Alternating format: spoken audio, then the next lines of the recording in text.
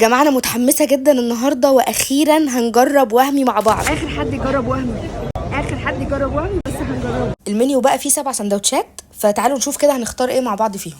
بعد ما طلبنا بقى مستنيين الاوردر، بقول لك ايه، ادخل. لا مش بتاعت انا يا جماعه، خلينا نشوف هو اختراع ولا فكره. لا برضه خلاص يا جماعه، يلا بينا عشان متفائلين جدا، احنا رسيت رقم 4، فعندنا امل ان شاء الله ما نتاخرش قوي زي ما احنا بنسمع يعني.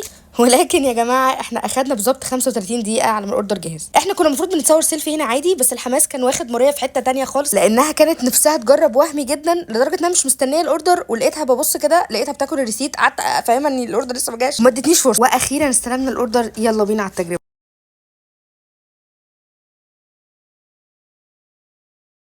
بيجي معاه باكج كده، بيبقى فيه منديل وشوكه وتقريبا وايبس وجلوفز. فعلا لقيتهم وايبس وجلوفز، وطبعا المشروب بتاعهم الخاص بيهم. وعايزه اقول لكم دقته طعمه تحفه، وهتلاقوا معانا باكج بس ارهق شويه من المشوار، لان طبعا مسافه بعيده، ولكن ان شاء الله ما يكونش اثر على طعمه. انا كان نفسي اجربه وهو سخن لسه طالع، بس ما لقيناش فعلا حته نقعد ناكل فيها. ونسيت ان بيجي معاه كاتشب يا جماعه، وما تنسوش الباكج ده عجبني قوي، والمشروب اللي تحفه. الساندوتش بقى بيبقى معاه بطاطس عليها بهارات وذره مقليه قطعتين. انا طلبت الساندوتش اللي هو بيكون ومشروم مع بعض، بيبقى عليه صوص جبنه وصوص وهمي وخس وطماطم وبصل وخيار مخلل، والبرجر نفسه بيبقى فيه جبنه من جوه، والعيش طازه. فيلا كده نبدا. بدات اول حاجه بالذره، لاحظت ان البهارات مش طايلها قوي بتاعه البطاطس، فعادي طعمها خفيف حلو لذيذه يعني. كانت عايزه بس بقى حته زبده عليها عشان ايه تظبط الكلام. البطاطس عجبني فيها قوي انها يا جماعه البطاطس نفسها ملحمه كده، فيها لحم، ما تحسوش انها مقرمشه وهشه على الفاضي. ندخل بقى على التقيل. بصوا يا جماعه السندوتش عامل ازاي بجد، يا ريت طعمه يبقى زي شكله، لاني بصراحه شكله وهمي. نشيل بس الخيار المخلل اللي انا ماليش فيه بصراحه، انا اصلا مش من محبين المخللات عموما، ولقيت بطاطسايه كده لازقه في السندوتش، فنبدا بقى. بصي قربي بقى معايا كده على اللحظه دي.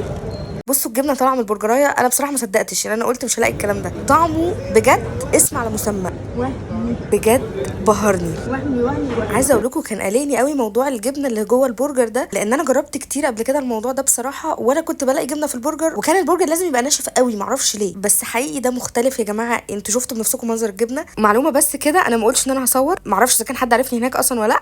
احنا خدنا الاكل ورحنا اخر الدنيا ناكله، فانا بقول رايي فعلا بمنتهى الصراحه، فانتوا برضو شاركوني تجاربكم يعني. وبعيدا عن الهزار بصراحه يعني، بمنتهى الامانه، لا هو جوس يا جماعه، لا جوسي جوسي يعني. انا كنت خايفه بصراحه الموضوع يبقى اوفر ريتد يعني، ولما اجربه ما الاقيش الكلام ده، بس فعلا 9.5 من 10. ماريا مستحملاني بالعافيه ومستنيه اللحظه اللي هي تدوق فيها، فاسيبكم معاها بقى. مش عارفه اقول لكم ايه يا جماعه، انا قاعده كل ده عماله اصورها ومش طايقاها ولا طايقه الفيديو ولا طايقه نفسي.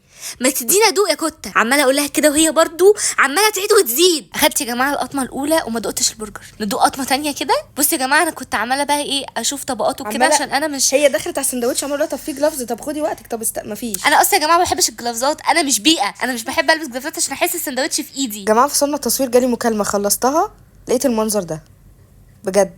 هي